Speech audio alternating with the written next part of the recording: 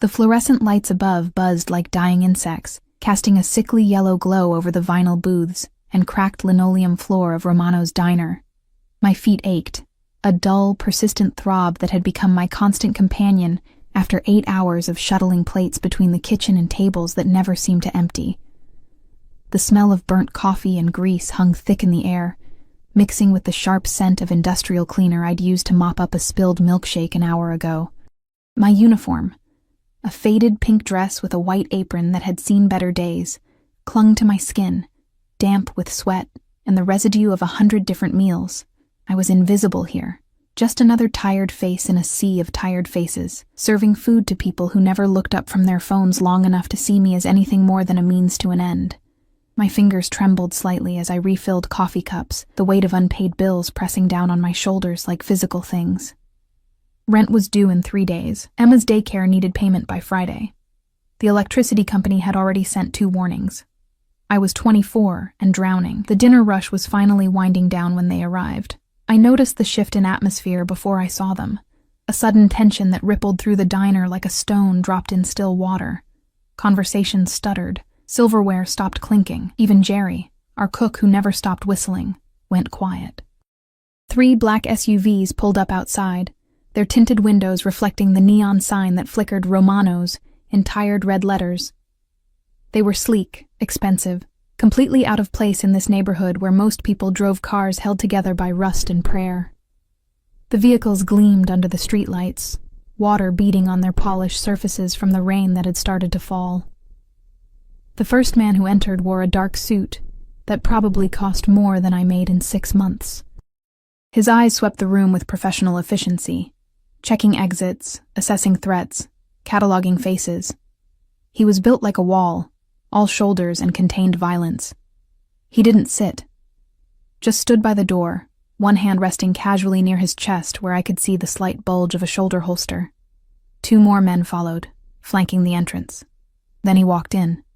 I felt him before I saw him, a shift in air pressure, a change in gravity. He moved like liquid shadow, all controlled grace and coiled power. His suit was charcoal gray, perfectly tailored to a frame that spoke of both elegance and danger. Dark hair swept back from a face carved from marble, sharp jawline, high cheekbones, lips that looked cruel even in repose. But it was his eyes that stopped my breath. Dark as midnight, cold as winter ice, they scanned the room with the casual authority of someone who owned everything he surveyed. The scent of expensive cologne reached me. Something with notes of cedar and smoke, underlaid with something darker, more primal. It cut through the grease and coffee smell like a knife. He chose a booth in my section. Of course he did. My manager, Frank, appeared at my elbow so fast I jumped. His pudgy fingers gripped my arm, and I could smell the cigarettes on his breath. "Table 12, he hissed, his voice tight with something between fear and excitement. "Whatever they want. Whatever they need. And for God's sake, don't screw this up." "Who is he?" I whispered, but Frank had already scuttled away, retreating to the safety of the kitchen. My legs felt unsteady as I approached the booth. The bodyguards watched me with flat, assessing eyes, the kind of look that saw through clothes and skin straight down to bone. I clutched my order pad like a shield, my pulse hammering in my throat.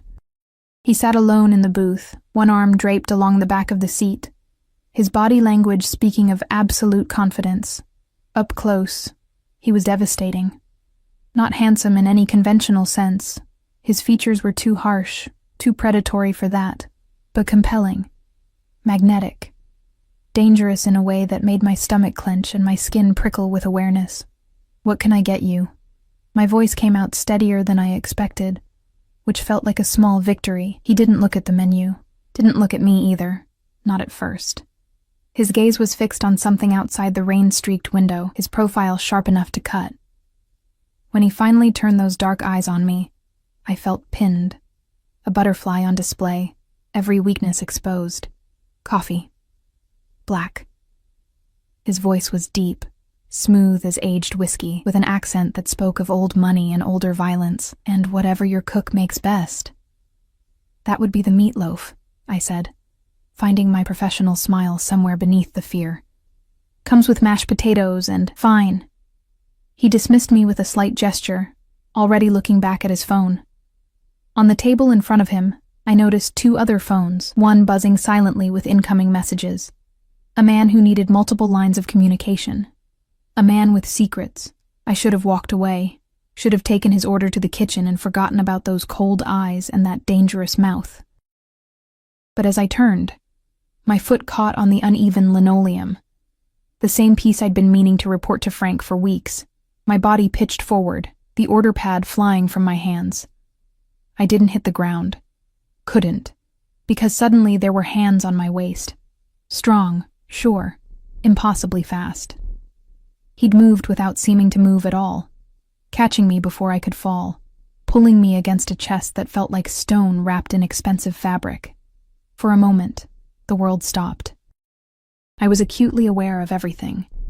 The heat of his hands burning through the thin fabric of my uniform, the way my palms had landed flat against his chest, the steady rhythm of his heartbeat beneath my fingers.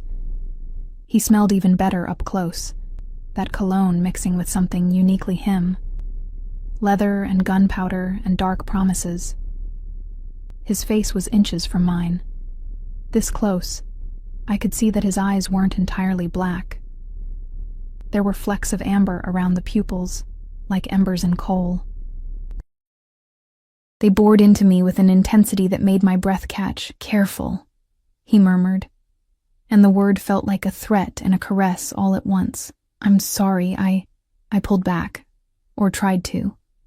His hands remained on my waist for a heartbeat longer than necessary, his thumbs pressing briefly against my hip bones before releasing me. The absence of his touch felt like cold water. "The floor," I stammered, bending to retrieve my order pad with shaking hands. "It's uneven."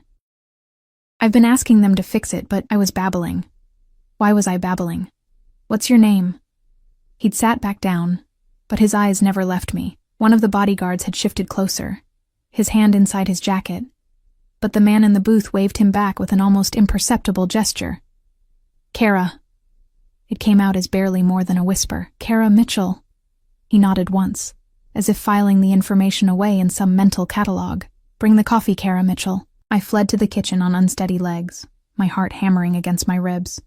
Jerry gave me a look that said he'd seen the whole thing, but wisely kept his mouth shut. I poured the coffee with trembling hands, watching the dark liquid swirl in the white ceramic mug. When I brought it back, he was speaking in low tones into one of his phones, a language I didn't recognize, harsh and flowing all at once. He ended the call as I approached, accepting the coffee without comment. His fingers brushed mine as he took the mug, and I felt that touch like an electric shock straight to my core. The evening crawled by. I served his meal, meatloaf, which he ate methodically, each movement precise and controlled. The bodyguards had taken up positions around the diner, their presence keeping the other customers subdued and quiet. No one complained. No one even whispered too loudly. I couldn't stop watching him from the corner of my eye. The way he cut his food with surgical precision. The way he occasionally glanced at his phones, his expression never changing. The way, every so often, his gaze would flick up and find me. No matter where I was in the diner, no matter what I was doing, it felt like being hunted. Finally, after what felt like hours but was probably only 45 minutes, he stood. The bodyguards immediately straightened, ready to move. He walked to the register where I stood, his movements fluid and predatory. Up close again, I realized just how tall he was. At least 6'2", maybe more. I had to tilt my head back to meet his eyes. "The check," he said, and I fumbled for the slip, my fingers clumsy with nerves. $23.47, I managed. He pulled out a leather wallet, black, expensive, worn soft with use, and extracted 3 $20 bills. He placed them on the counter between us, his fingers lingering on the money for a moment, before sliding them toward me. "Keep the change," he said. And then he was gone, moving toward the door with his entourage falling into formation around him.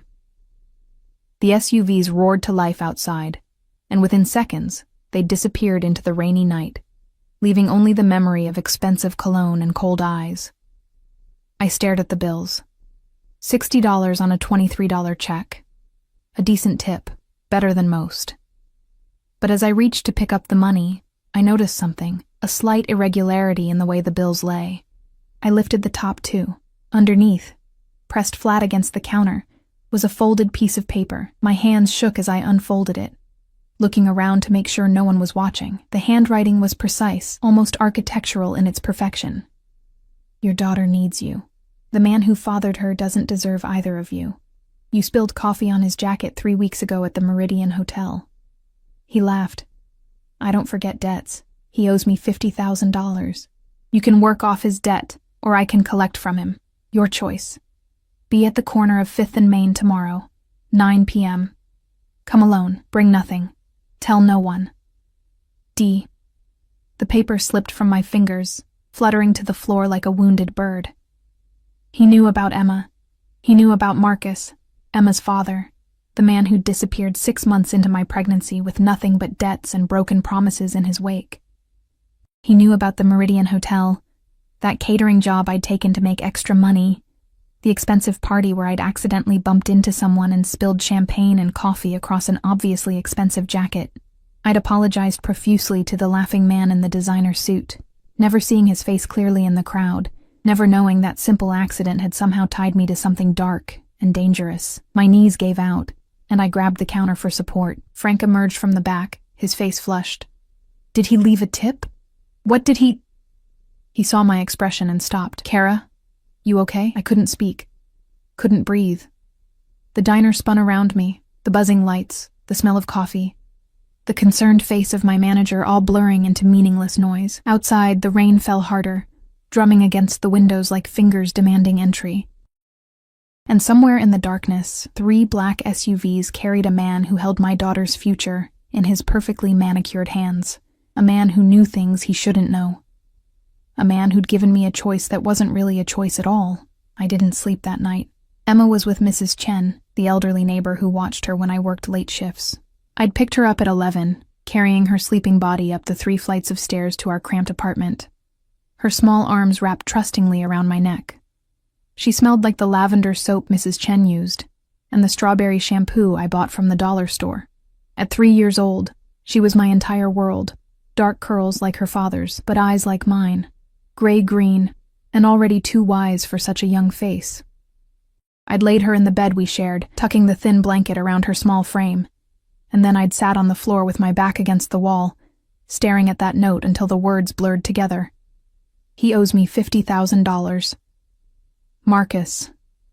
Of course it was Marcus. That charming smile, those easy promises, the way he'd swept me off my feet when I was 21, and stupid enough to believe that love could fill an empty stomach. He'd disappeared the moment I'd told him I was pregnant, and I'd spent the last 3 years trying to forget he existed. But apparently, Marcus had been busy enough to steal from a man who traveled with armed guards and spoke in coded languages on multiple phones, busy enough to leave me holding the debt.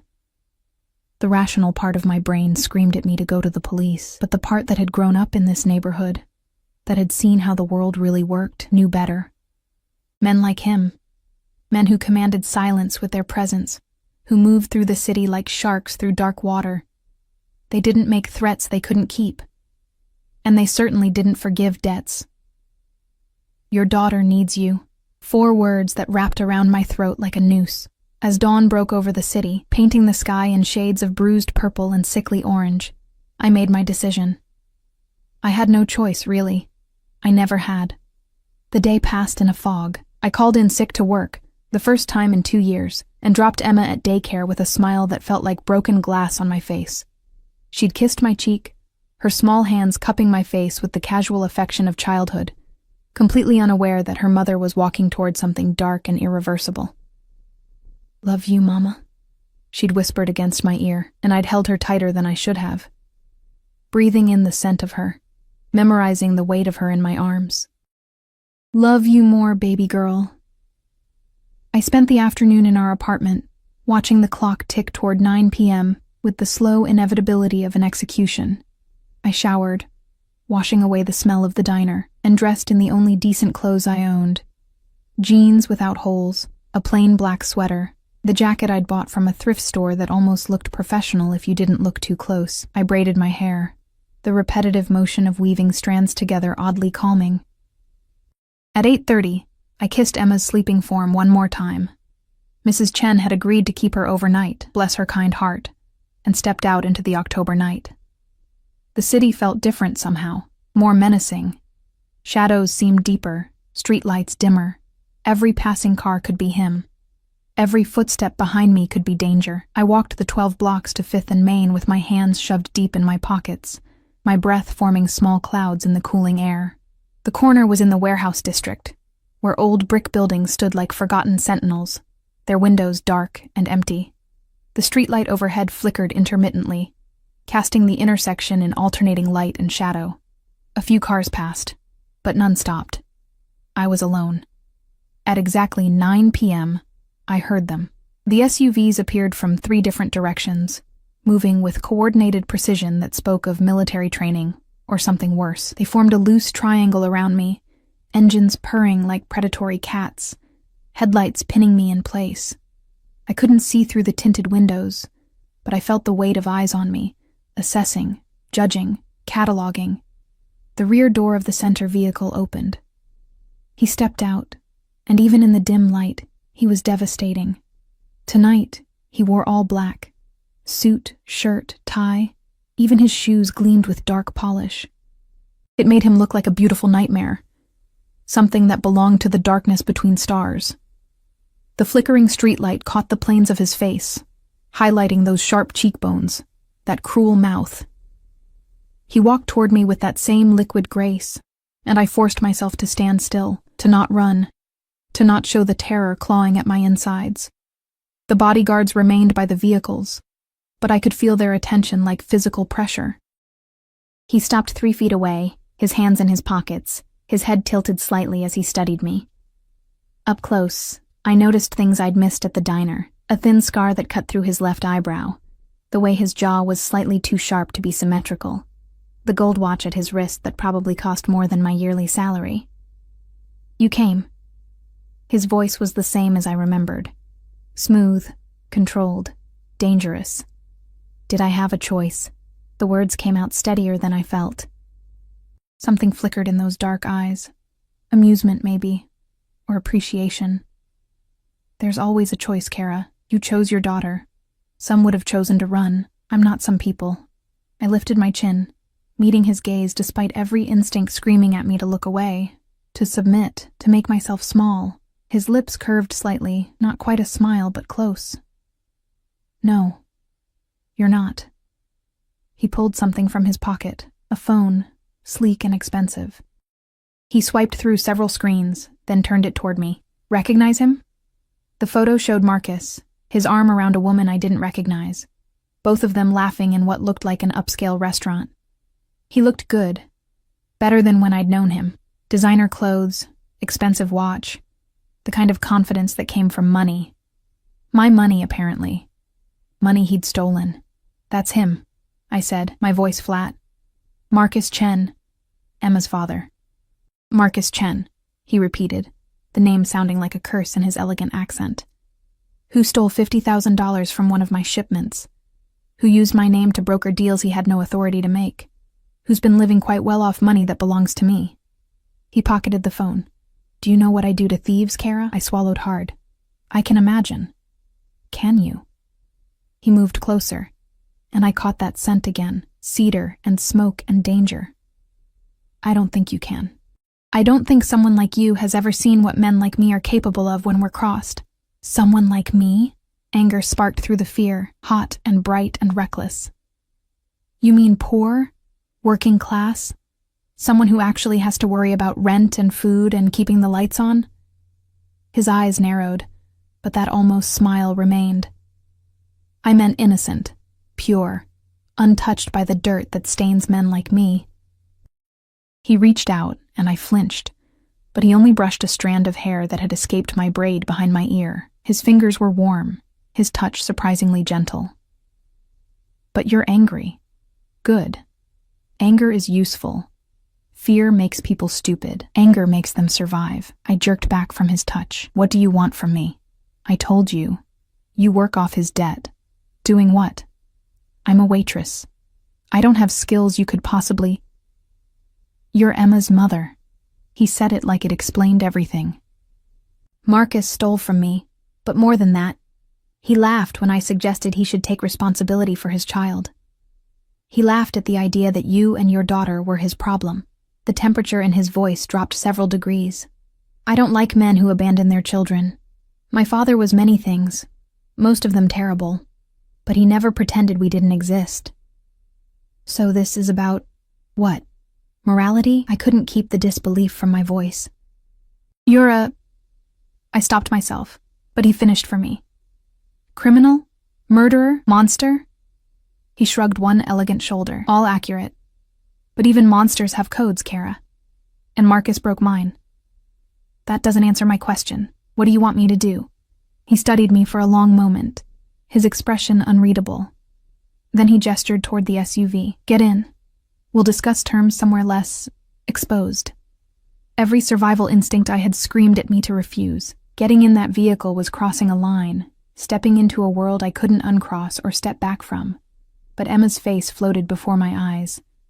Those trusting gray-green eyes, that innocent smile. I walked to the SUV. The interior was exactly what I expected. Black leather, tinted windows, the smell of expensive cologne and gun oil. He slid in beside me, close enough that I could feel the heat radiating from his body. The door closed with a heavy thunk that sounded like a cell door locking.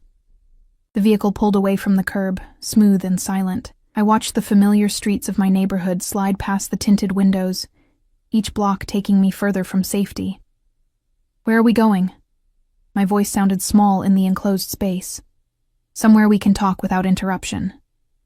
He was scrolling through one of his phones, his attention seemingly divided, but I had the sense that he was aware of every breath I took, every shift of my body. You'll be home by midnight. You have my word. The word of a criminal. He glanced up, and that almost smile appeared again. The word of Dante Rossini, which, in certain circles, is worth more than any legal contract. He set the phone aside. Your daughter is with Mrs. Chen, apartment 3B, correct?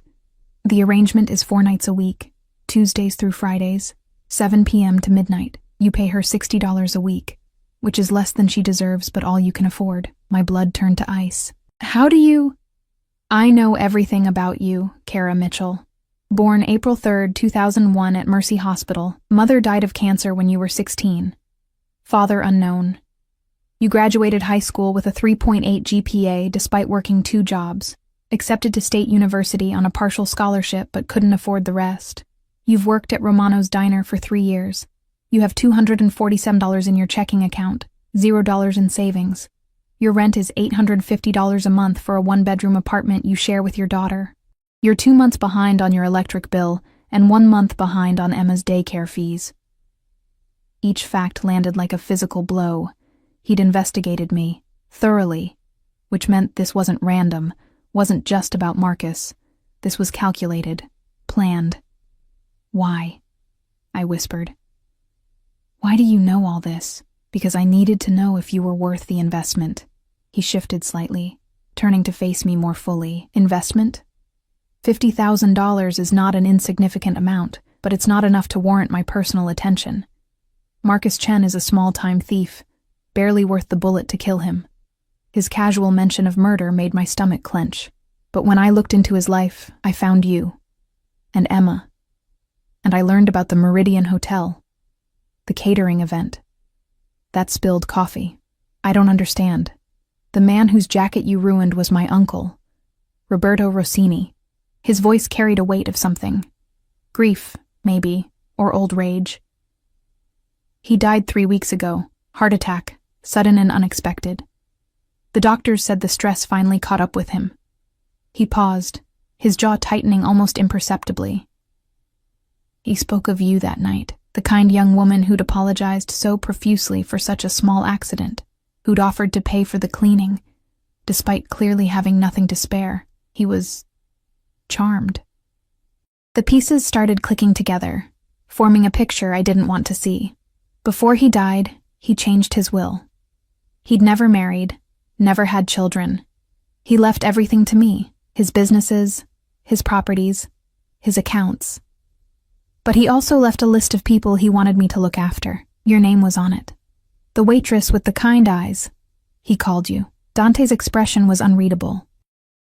So when I discovered that the same woman my uncle wanted protected was connected to a thief who'd stolen from me, who'd abandoned his own child, it seemed like fate. Fate, I repeated numbly. I'm offering you a deal, Kara, a way to protect your daughter and honor my uncle's last wishes. He leaned closer, and I pressed myself against the door, my heart hammering. Work for me. Let me take care of Emma's needs, her daycare, her health care, her future education. Let me ensure you never have to choose between rent and food again. In exchange, you'll be available when I need you. Available for what? Appearances, events, dinners. You'll act as my companion when necessary. His eyes bored into mine, nothing more. This is not a sexual arrangement, Kara. I'm not buying you. I'm protecting what my uncle valued. It sounded too good to be true, which meant it was. And Marcus? Marcus is my concern, not yours. You'll never see him again. That I promise you. The vehicle came to a stop. I glanced out the window and saw we were parked outside an upscale Italian restaurant, the kind with valet service and a waiting list measured in months. Through the windows I could see people dining, drinking wine, living lives so far removed from mine, they might as well be on another planet. Dante opened his door, then paused. You have until we finish dinner to decide. But understand, if you walk away, Marcus's debt becomes his problem. And I collect my debts, Kara, one way or another. He stepped out, and after a moment's hesitation, I followed. The October wind cut through my thin jacket as I stood on the sidewalk, watching him walk toward the restaurant entrance. The doorman opened the door immediately, bowing slightly, a gesture of recognition and respect. Or fear. I looked back at the SUV, at the city stretching out behind it, at the ordinary world where I'd been drowning slowly for years. Then I looked at the restaurant, at Dante Rossini waiting in the doorway, his hand extended toward me. The devil's bargain, offered with elegant grace. I took his hand. His fingers closed around mine, warm and strong, and he pulled me gently toward the light and warmth of the restaurant, toward a future I couldn't begin to predict. Twar. The restaurant was called Bellinoti, and it was the kind of place I'd only ever seen in movies. Crystal chandeliers cast soft golden light over white tablecloths and gleaming silverware. The air smelled of garlic, fresh bread, and expensive wine. A pianist played something classical in the corner, the notes floating through conversations held in hushed, refined tones. Every eye in the room turned to us as we entered. Or rather, they turned to him. Dante moved through the space like he owned it, which, for all I knew, he did. The maitre d' appeared instantly, his professional smile not quite hiding the wariness in his eyes. Mr. Rossini, your usual table is ready. Thank you, Marco. Dante's hand remained on the small of my back, a possessive gesture that made my skin burn even through layers of clothing. He guided me through the dining room, past tables where conversations died as we passed, then resumed in urgent whispers once we'd moved on. Our table was in the back corner, positioned so that Dante's back was to the wall, and he had a clear view of every entrance and exit. One of the bodyguards, the one who'd been at the diner, took up position near the bar, his eyes constantly scanning. Another disappeared toward what I assumed was the kitchen entrance. Dante pulled out my chair with old-world courtesy that seemed incongruous with everything else I knew about him. I sat, my hands twisting in my lap beneath the table, acutely aware of how out of place I looked in my thrift store jacket and worn jeans. Relax, he said, taking his own seat with fluid grace. No one here will judge you. They wouldn't dare. Because they're afraid of you. Yes. No hesitation, no false modesty. Just simple truth. A waiter appeared, young, nervous, his hands shaking slightly as he poured water into crystal glasses. Mr. Rossini, the chef has prepared something special this evening. And for the lady? I opened my mouth, but Dante spoke first. Bring us the tasting menu, all 7 courses, and a bottle of the 98 Barolo. The waiter nodded and vanished. I stared at Dante across the table. This beautiful, dangerous man, who'd somehow tangled himself into my life like a knot I couldn't untie. I can order for myself, I said quietly. Can you read Italian? He gestured to the menu, which I noticed for the first time was entirely in Italian, without translations. No, but... Then let me take care of it. His tone wasn't condescending, just matter of fact. This is what you'll need to get used to, Kara. If you accept my offer, there will be many dinners like this, events where you'll need to look comfortable, confident, where you'll be on my arm and expected to play a role. What role? Your girlfriend? Your mistress? My companion. He leaned back as the waiter returned with wine, going through the ritual of presenting the bottle, uncorking it, pouring a small amount for Dante to taste. He swirled it, sniffed, sipped, then nodded approval. There's a difference. The people in my world, they'll make assumptions. Let them. What matters is the truth between us. The waiter poured wine into my glass, deep red, almost black in the dim light. I'd never tasted wine that cost more than $10 a bottle. This one probably cost more than my monthly rent. And what is the truth between us? I asked, not touching the glass. Dante was quiet for a moment, his fingers tracing the stem of his wine glass. The truth is that I'm a man bound by honor to protect you because my uncle asked me to. The truth is that your daughter deserves better than a father who steals and runs. The truth is that I can give you both security, real security, in exchange for something relatively simple. Nothing is simple with men like you. That almost smile again. You're learning already. He took a sip of wine, his eyes never leaving mine. Ask me your questions, Kara. All of them. You deserve to know what you're agreeing to. The first course arrived, something delicate and artistic on fine china, garnished with microgreens and a drizzle of sauce that probably had a French name I couldn't pronounce. I stared at it, my appetite completely gone. What happens to Marcus? I asked. He'll be given a choice. Return what he stole plus interest, or work off the debt in other ways. Dante cut into his food with surgical precision. Either way, he won't be a problem for you anymore. You mean you'll kill him? I mean, he won't be a problem. He ate a bite, savoring it, while I sat frozen.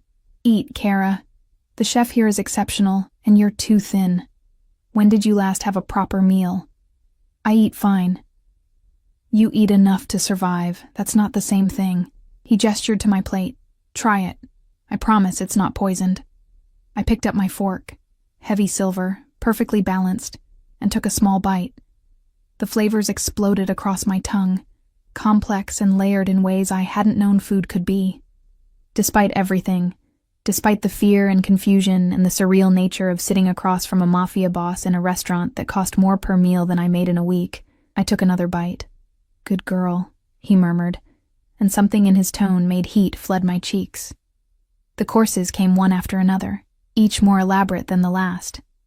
Handmade pasta with truffle shavings, seared scallops with saffron foam, braised short rib that melted on my tongue. Dante watched me eat, his own meals consumed with methodical efficiency, his attention divided between me and his phones, which buzzed periodically with messages he'd glance at, respond to, then set aside. Why do you need a companion? I asked during the 5th course. Some kind of fish I couldn't identify, delicate and perfect. Surely you could have any woman you wanted. Want and need are different things. He refilled my wine glass. I'd been drinking more than I'd intended, the alcohol loosening the tight knot of tension in my chest. The women who are attracted to men like me are attracted to power, money, status. They come with agendas, expectations. You, on the other hand, want nothing from me. I want my daughter safe. Exactly. Your agenda is pure, uncomplicated. You're not trying to become Mrs. Rossini or gain access to my accounts or position yourself for advancement. He leaned forward slightly. You're also beautiful in a way that doesn't require effort. Natural. Real.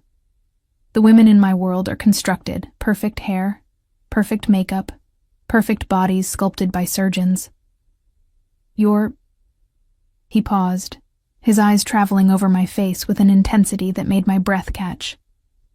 Authentic. I'm ordinary. You're extraordinary. You just don't know it yet. He sat back as the 6th course arrived. Cheese and fruit, arranged artistically.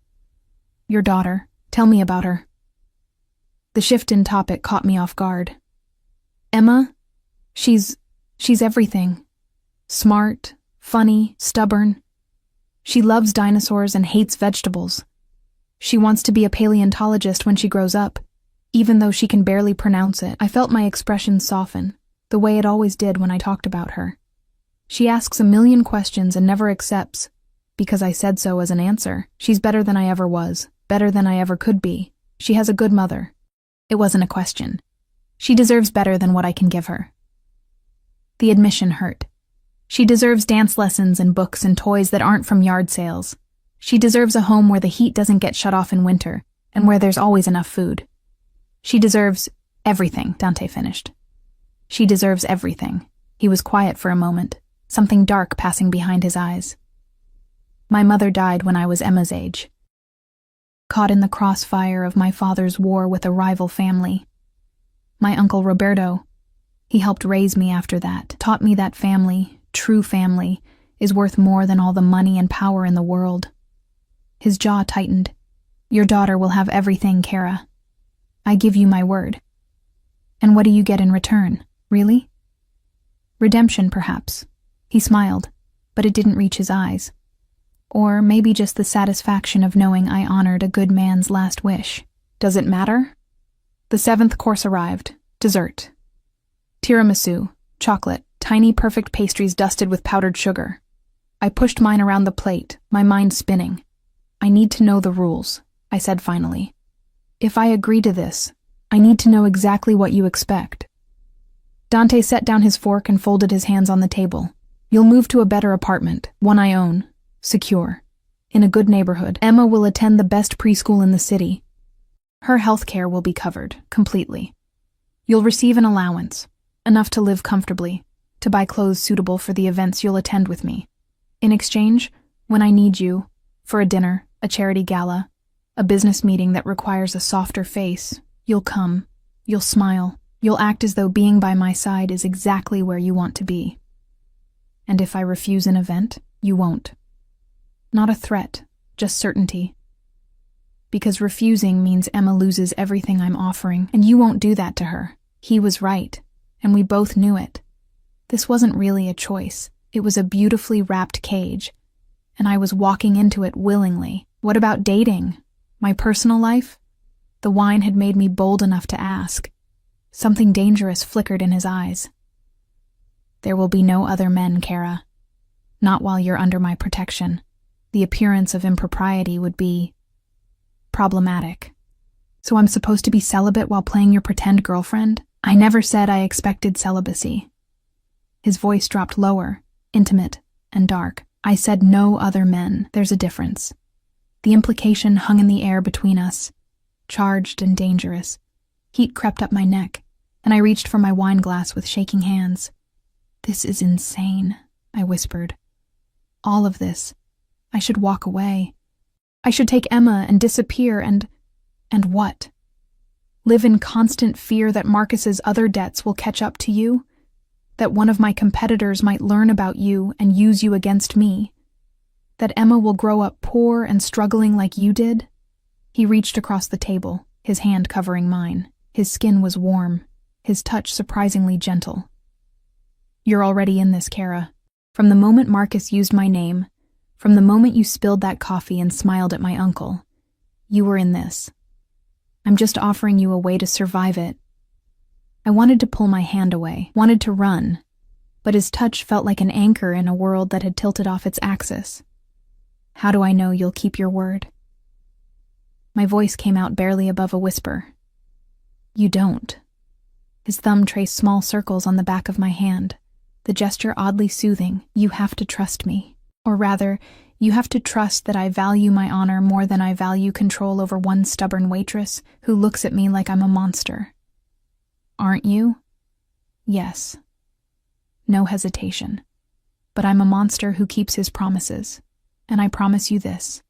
As long as you're under my protection, no one will hurt you or Emma. No one will take from you.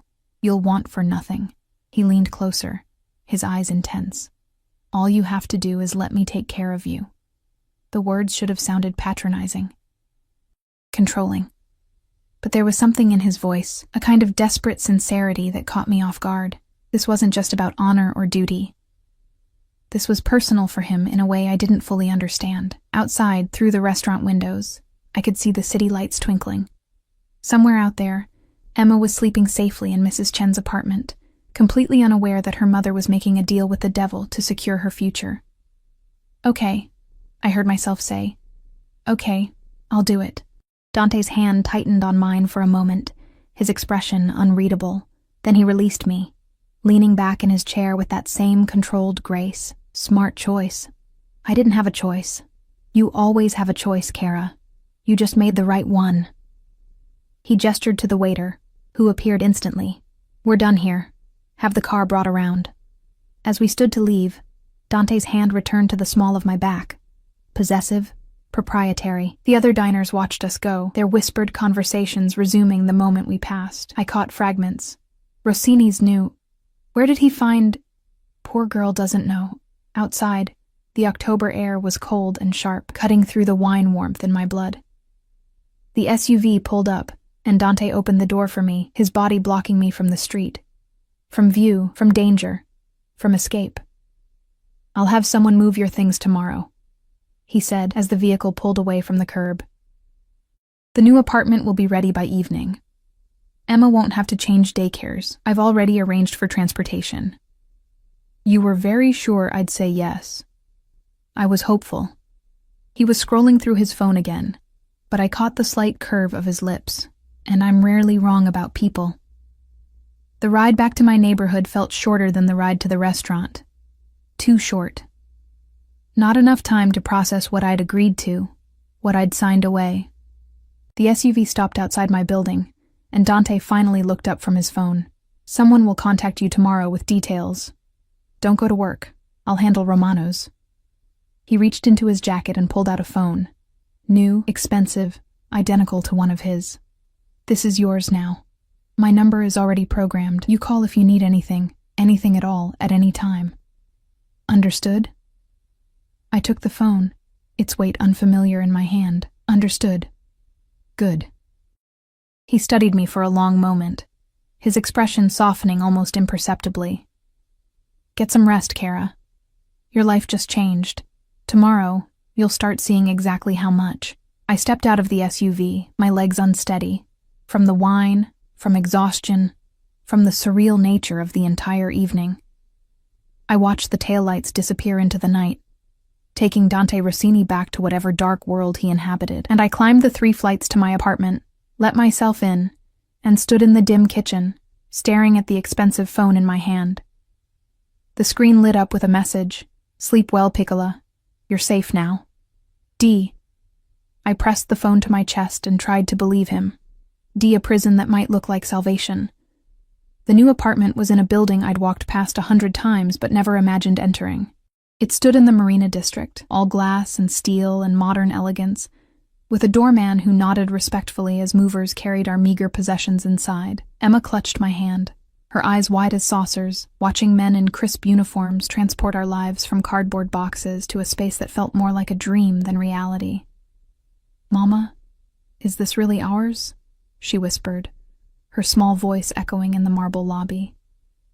"Yes, baby. Really ours." The lie tasted bitter. Nothing was really ours anymore. It all belonged to him. The apartment was on the 15th floor. 2 bedrooms, floor-to-ceiling windows overlooking the bay, hardwood floors that gleamed under recessed lighting. The furniture was already in place. A cream-colored sofa, a dining table that could seat 6, beds with linens so soft they felt like clouds. The kitchen had granite countertops and appliances I didn't know how to use. Emma's room was painted a soft lavender, with a bookshelf already filled with new books and a toy chest overflowing with things I could never have afforded. "There's a princess bed," Emma shrieked, releasing my hand to run toward the white canopy bed draped in gauze curtains. She climbed up, bouncing on the mattress, her laughter filling the space like sunlight. I stood in the doorway, watching her joy, feeling my heart crack open. This was what I'd wanted for her: safety, comfort, happiness. But the price felt like selling pieces of my soul. A woman appeared behind me, elegant and professional in a navy suit. "Ms. Mitchell? I'm Teresa Alvarez." Mr. Rossini sent me to help you settle in and explain the arrangements. I turned to face her, taking in her confident posture, her kind eyes behind designer glasses. The arrangements? Yes. Let's talk in the kitchen while Emma explores. She smiled at my daughter, who was now examining every toy with the focused intensity only a 3-year-old could muster. She's beautiful. Mr. Rossini mentioned she likes dinosaurs? He told you that? He was very specific about her room. Teresa guided me to the kitchen, where she opened a leather portfolio on the island. You'll receive a monthly allowance deposited directly to your new account. The card and information are here. The amount should cover all personal expenses, clothing, and incidentals. Emma's preschool tuition is paid through graduation, and her health care is comprehensive. The insurance cards are also here. She spread documents across the granite, each one representing another piece of my independence being signed away: bank accounts, insurance policies, a new driver's license with this address, a credit card with my name embossed in silver. There's also a car in the garage. Level 3, space 1512. A sedan, reliable, fully insured. Mr. Rossini felt you'd need transportation. Teresa's tone was matter-of-fact, as if men regularly bought cars for women they barely knew. Your schedule will be sent to your phone. When Mr. Rossini needs you for an event, you'll receive 48 hours notice when possible, though sometimes it will be less. Emma will be cared for by vetted professional nannies during those times. Strangers watching my daughter? The words came out sharper than intended. Teresa's expression softened. I understand your concern. The nannies all have extensive backgrounds in early childhood education and have been thoroughly screened. You'll meet them before they watch Emma, and you're welcome to reject anyone you're not comfortable with. She pulled out another folder, this one thick with profiles, each containing photos, resumes, and background checks. Mr. Rossini takes the safety of those under his protection very seriously. Protection. The word he kept using, as if benevolence could disguise control. When does he need me first? I asked, flipping through the nanny profiles without really seeing them. Saturday evening, a charity gala at the Fairmont Hotel, formal attire required. Teresa smiled apologetically. Which brings us to the next item. A stylist will arrive tomorrow at 10 a.m. She'll take your measurements and help select appropriate wardrobes for various events. Mr. Rossini has requested you choose what you're comfortable with. He's not dictating your style, just ensuring you have options. The thoughtfulness of it made it harder to hate him. If he'd simply filled a closet with clothes he'd chosen, I could have been angry. But giving me choice within his gilded cage, that was more insidious. What if I don't know how to act at these events? The admission cost me, revealing weakness. You'll learn. And honestly, Teresa leaned against the counter, her professional demeanor cracking slightly. Most of the people there are just as insecure, just better at hiding it. Wear something beautiful, smile, and stay close to Mr. Rossini. He'll handle the rest. After Teresa left, I explored the apartment while Emma played. The master bedroom had a king-sized bed, a walk-in closet, and an ensuite bathroom with a tub large enough to swim in. The windows looked out over the bay, where sailboats drifted like white triangles against blue water. On the nightstand, I found a note in that precise architectural handwriting. Welcome home, Kara. Everything here is yours. Use it. Enjoy it. Let Emma be a child without worry. I'll see you Saturday. I crumpled the note in my fist, then smoothed it out again, tucking it into my pocket like a talisman or a warning. The next 2 days passed in a blur. The stylist, a whirlwind named Valentina with bright red lipstick and an eye for color, arrived with racks of clothing and boxes of shoes. She measured, assessed, and made me try on what felt like 100 different outfits while Emma watched, clapping for each one like I was a princess in a fashion show. You have a good figure, Valentina declared, circling me in a cocktail dress that probably cost more than my old monthly rent. Natural curves, which is refreshing. We'll play those up. Elegant, but not trying too hard. Mr. Rossini will appreciate the subtlety. Does he do this often? I asked. Set up women in apartments and buy them wardrobes? Valentina paused, pins held between her lips. She removed them carefully before answering. In the 5 years I've worked for Mr. Rossini, you're the first. Usually he just sends me to dress his dates for specific events. Women who come and go. But you? She gestured around the apartment. This is different. This is permanent. The word hung in the air like smoke. Saturday arrived too quickly. Emma spent the day at her new preschool, a place with art rooms and a playground that looked like something from a fantasy, while I prepared for my first appearance as Dante Rossini's companion. The dress Valentina had selected was midnight blue, silk that hugged my body before flowing to the floor in elegant waves. The neckline was modest, but the back was bare, exposing skin from my shoulders to my lower back. Matching heels added 4 inches to my height. A simple diamond necklace, on loan, Valentina had emphasized, glittered at my throat. I barely recognized the woman in the mirror. My hair was swept up, a few strategic curls framing my face. Makeup-enhanced features I'd always considered plain, making my eyes look larger, my lips fuller, my cheekbones more pronounced. I looked expensive, polished, like someone who belonged on Dante Rossini's arm. The buzzer sounded at exactly 7 p.m. I kissed Emma goodbye. She was having a tea party with one of the approved nannies, a grandmother type named Rosa, who'd won my daughter's heart with cookies and stories, and took the elevator down to the lobby. The SUV waited at the curb, sleek and black and ominous. The driver opened the door, and there was Dante. He wore a tuxedo that had been tailored to perfection, emphasizing broad shoulders and a lean waist. His hair was swept back, his jaw clean-shaven, a gold watch glinting at his wrist. But it was his eyes that caught me, the way they traveled over me slowly, taking in every detail, darkening with something that made my stomach flutter. "Beautiful," he murmured as I slid into the seat beside him. Valentina outdid herself. She said I was your first. I didn't know why I said it, but the words tumbled out, his lips curved. Did she? He reached over, his fingers finding the exposed skin of my back, tracing the line of my spine with agonizing slowness. Then she told you the truth. You are many firsts for me, Kara. I shivered under his touch, hating my body's response. What does that mean? It means don't believe everything you hear about me tonight. People will talk. They always do. They'll say I'm a monster who destroys everything I touch. They'll say women who get close to me end up ruined or dead. His hand remained on my back, possessive and warm. Some of it is even true, but you're different. Because of your uncle. Because of many things. He withdrew his hand, leaving my skin cold. Tonight, you'll meet some of those people. They'll smile and be polite, but they'll be assessing you, wondering what I see in you, trying to find your weaknesses. Don't let them.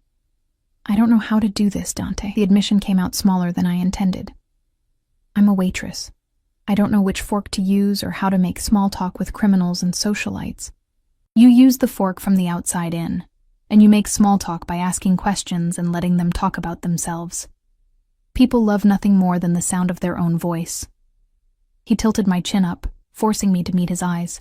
But here's what you really need to know. You're with me. That means you're untouchable. That means no one will dare insult you or make you uncomfortable. And if they try? His thumb brushed my lower lip, his expression darkening. I'll destroy them. The threat should have frightened me. Instead, it made me feel safer than I had in years.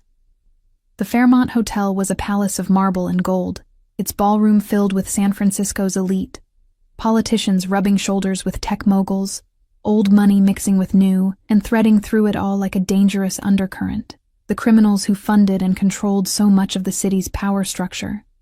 Dante's hand found the small of my back as we entered, that now familiar possessive touch. Heads turned.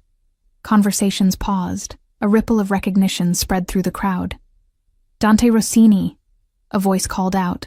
Smooth, cultured, with an edge of mockery, a man approached, silver-haired and elegant in his tuxedo, a woman in diamonds hanging on his arm. I heard you'd be gracing us with your presence. And who's this lovely creature? Kara Mitchell.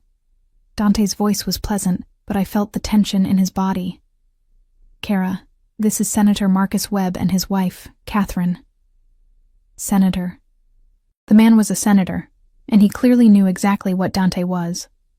Charmed, the senator said, taking my hand and pressing a kiss to my knuckles that lasted a heartbeat too long. Where has Dante been hiding you? I haven't been hidden, I said, pulling my hand back. Just working. Working. Catherine Webb's smile was all teeth. How refreshing. So many of the girls Dante usually brings to these things are decorative but empty. You have something behind those eyes. The insult was wrapped in a compliment, a skill I'd have to learn if I was going to survive this world. Catherine collects art, Dante interjected smoothly, steering me away. She has exquisite taste in paintings, but terrible judgment in people. Don't take her assessment personally. We move through the crowd, Dante introducing me to a dizzying array of faces and names I'd never remember. A tech CEO, a real estate developer, a woman who owned half the restaurants in the city. And threaded among them, men who stood a little too still, who watched a little too carefully, who greeted Dante with the kind of deference that spoke of fear and respect in equal measure. His world, the underworld, masquerading as high society. We were at the bar when I felt it, eyes on me, intense and malevolent. I turned and saw a woman across the room, stunning in red silk, her dark eyes fixed on me with undisguised hatred. She was speaking to an older man, but her attention never wavered. "Who is that?" I whispered to Dante. He followed my gaze, and his expression went cold. "Isabella Marchetti. She was an associate. Nothing more. She doesn't look like she thinks she was nothing. What Isabella thinks is irrelevant." He took my hand, threading his fingers through mine. "What matters is what's true, and the truth is, you're the woman on my arm tonight, not her, not anyone else." Isabella started toward us, her stride purposeful, but one of Dante's bodyguards intercepted her smoothly, redirecting her toward the terrace with a few quiet words. She went, but not before shooting me one more look of pure venom. "She wants to kill me," I said, my voice shaking slightly. "She wants what she can't have." Dante pulled me closer, his arm sliding around my waist. "Let her want. You're under my protection, remember?" The rest of the evening passed in a haze of champagne and careful conversations. Dante never left my side, his hand always touching me, my waist, my back, my arm, marking me as his in front of everyone who mattered. When we danced, he held me close, his body hard against mine, moving with a grace that surprised me. "You're doing well," he murmured against my ear, his breath warm, better than I expected. "I feel like I'm drowning." But you're still breathing. That's what counts." He spun me gently, then pulled me back. "Tomorrow, this will be easier. And the day after that, easier still. Until one day, you'll wonder how you ever lived any other way." That thought terrified me more than anything else that had happened. It was past midnight when we finally left. I was exhausted, my feet aching in the beautiful heels, my face tired from maintaining a pleasant expression. In the SUV, I kicked off the shoes and leaned my head back against the leather seat. "Thank you," Dante said quietly. I opened my eyes. For what? For tonight. For not running. For being exactly what I needed. He was watching me with that intense gaze, the city lights playing across his face. "I know this isn't easy for you. Nothing about you is easy. No." He smiled, but it was sad somehow. But some difficult things are worth it. When we reached my building, he walked me to the elevator, his hand at my back one final time. "Get some rest. I'll be in touch about the next event." "When?" "Soon." He pressed the button for my floor, then stepped back, the elevator doors starting to close between us. But at the last moment he reached out, stopping them. "Kara?" "Yes?" "You looked beautiful tonight, but you look more beautiful now, tired and real and yourself." He let the doors close, and I was alone, rising toward the apartment that was a prison disguised as paradise. Emma was asleep when I got home, Rosa dozing in the chair beside her bed. I paid the nanny, checked on my daughter, her face peaceful, her small hand clutching a stuffed dinosaur, and then stood at the window, looking out over the glittering city. Somewhere out there, Dante Rossini was returning to whatever dark place he called home. And I was here, in this beautiful cage, trying to convince myself I'd made the right choice. The phone he'd given me buzzed with a message. "You were perfect tonight. Sleep well, Piccola. Tomorrow we start teaching you to fly." D. I didn't know if he meant it literally or metaphorically. I was afraid to find out. 3 months passed like a fever dream, brilliant and disorienting, and impossible to fully grasp. I attended galas in glittering ballrooms, charity auctions where single bottles of wine sold for thousands, intimate dinners where senators and tech moguls discussed policy between courses, while their criminal benefactors listened and smiled. I learned which fork to use, how to deflect intrusive questions with gracious vagueness, how to stand beside Dante Rossini and look like I belonged there. But more than that, I learned him. I learned that he took his coffee black with 1 sugar, always in the same plain white mug despite owning china that cost more per piece than my old monthly salary. I learned that he spoke 4 languages fluently and could read 3 more.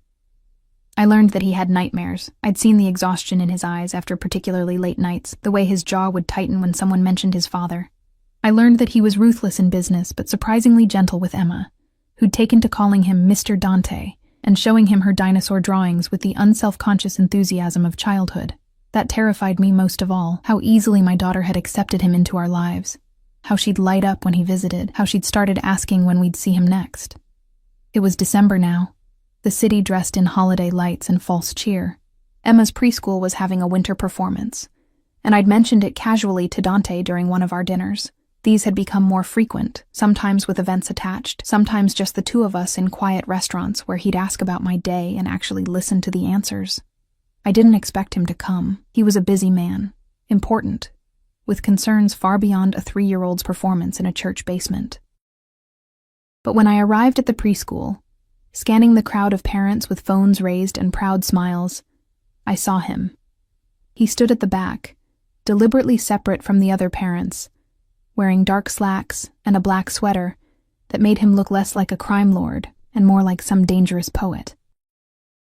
One of his bodyguards, Marco, I'd learned his name, stood near the door, but otherwise, Dante was alone, his attention fixed on the small stage where children in paper snowflake costumes waited for the music to start.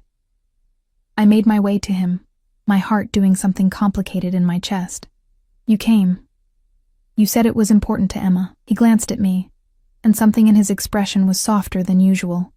"That makes it important to me." The performance was chaos, children forgetting their lines, one crying, another waving enthusiastically at parents throughout. But Emma was perfect. She sang her solo about snowflakes with the serious concentration she brought to everything, her small voice clear and proud. When she finished, her eyes scanned the crowd until they found us, and her face split into the biggest smile I'd ever seen. After, when we collected her and she threw herself at Dante with a hug that would have been shocking 3 months ago but was now almost routine, he lifted her easily, letting her chatter about the performance while I gathered her coat and backpack. "Did you see me, Mr. Dante? Did you hear my song? I didn't forget any words." "You were magnificent," he said seriously, and she beamed. Outside, the December air was sharp with coming rain. Dante's SUV waited at the curb, but he didn't immediately move toward it. Instead, he set Emma down and crouched to her level. "Emma, your mama and I need to talk about grown-up things. Marco is going to take you to get hot chocolate and cookies while we do that, okay? Then we'll come get you." Emma looked between us, her child's intuition sensing something important. "Is Mama in trouble?" "No, Piccola." He smoothed a curl from her face with surprising tenderness. "Nothing like that." "I promise." She studied him for a moment, then nodded, taking Marco's offered hand. The large bodyguard led her toward a cafe down the street, and I watched them go with my heart in my throat. "What's wrong?" I asked when they'd disappeared inside. "Get in the car." It wasn't a request. The drive was silent, tense. Dante stared out the window, his jaw tight, his hands clasped in a way that made his knuckles white. We didn't go to a restaurant or back to my apartment. Instead, we drove to a building I recognized, one of his properties, a penthouse overlooking the bay. The apartment was masculine and minimal. Leather furniture, dark wood, floor-to-ceiling windows revealing the city spread below like scattered diamonds. A bar in the corner held expensive bottles. The only personal touch was a photograph on the mantel, a young Dante with an older man who had kind eyes and a warm smile. His uncle Roberto. "Drink?" Dante moved to the bar without waiting for an answer, pouring amber liquid into 2 glasses. Just tell me what's wrong. I took the glass he offered but didn't drink. You're scaring me.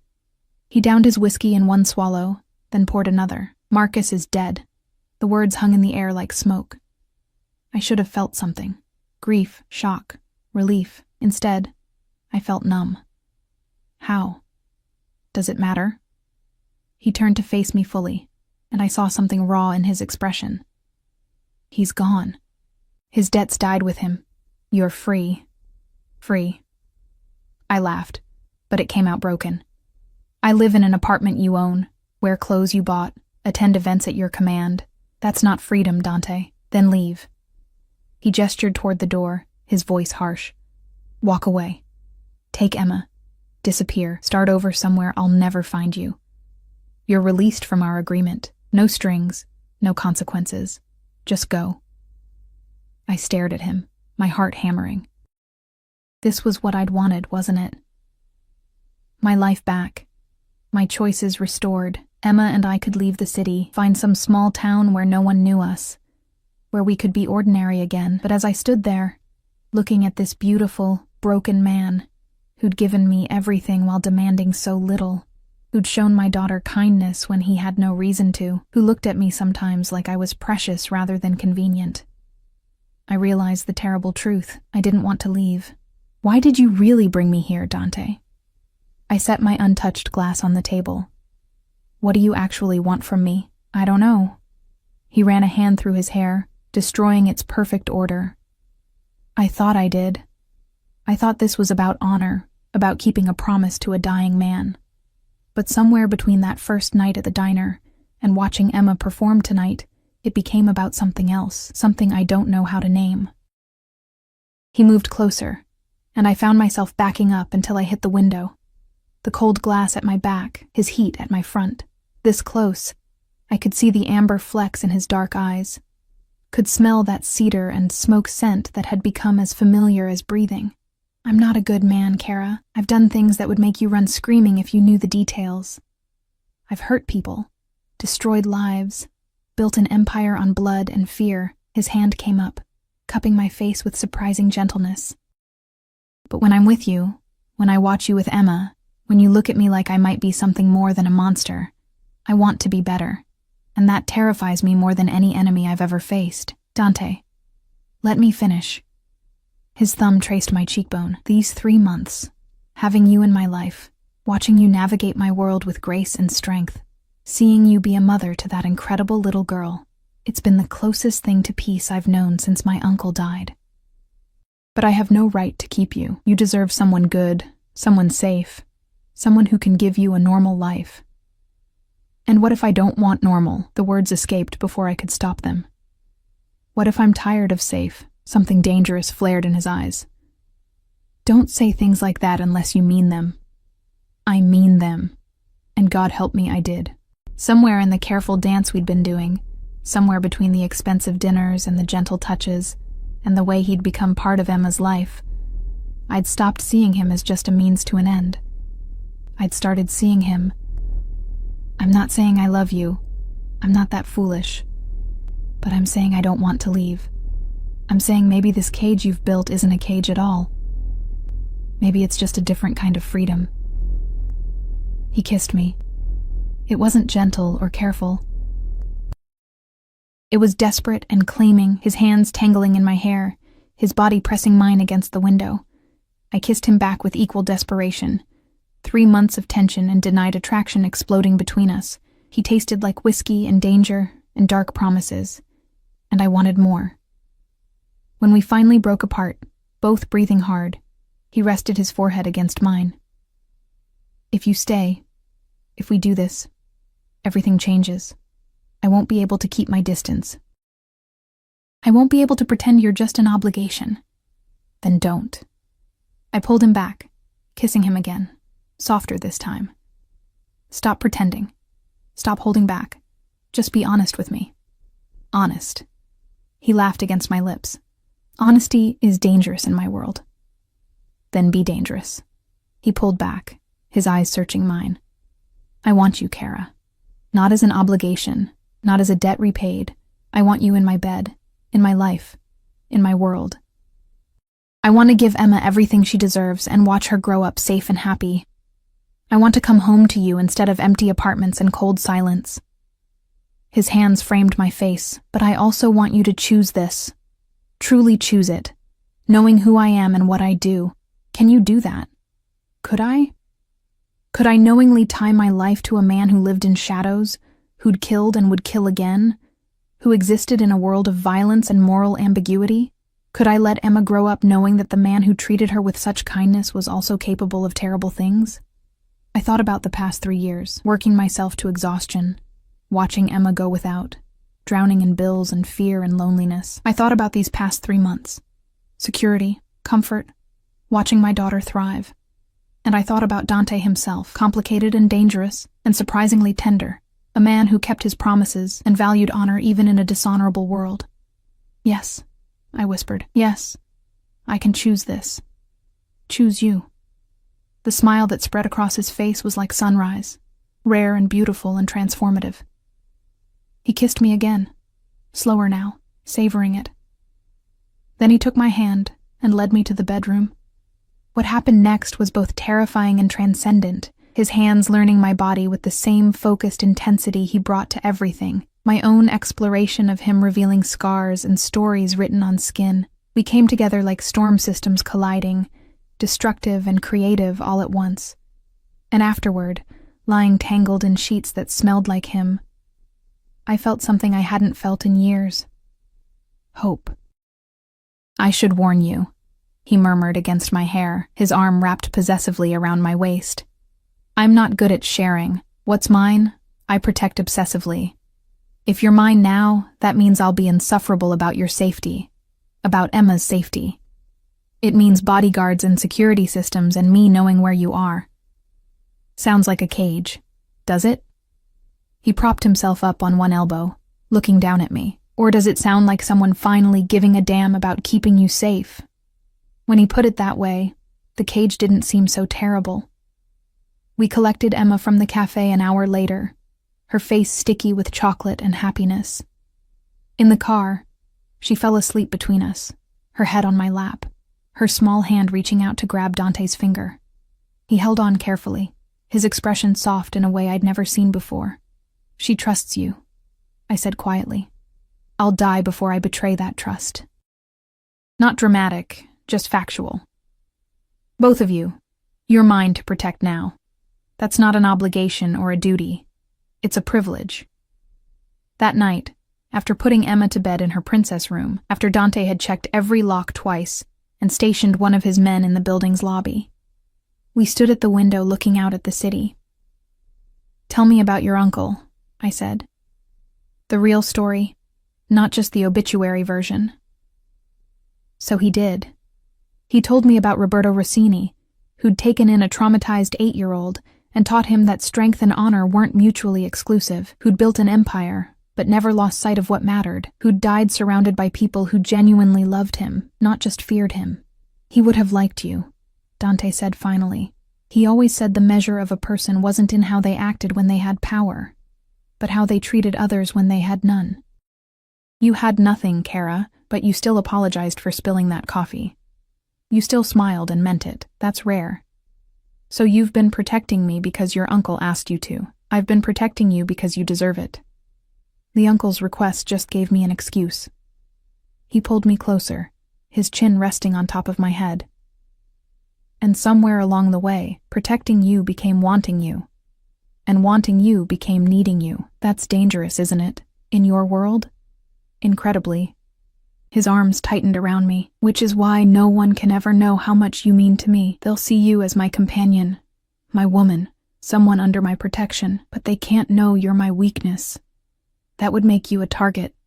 I'm not afraid. I'm afraid enough for both of us. He turned me to face him, his expression serious. Promise me something, Kara. Promise that if I ever tell you to run, you'll take Emma and go. No questions, no hesitation. Promise me. The intensity in his voice made me shiver. I promise. He kissed my forehead, a gesture of such tenderness it made my eyes sting. Good. Now come to bed. We have a lifetime to navigate, and I want to start now. A lifetime. The word should have terrified me. Instead, it felt like a promise.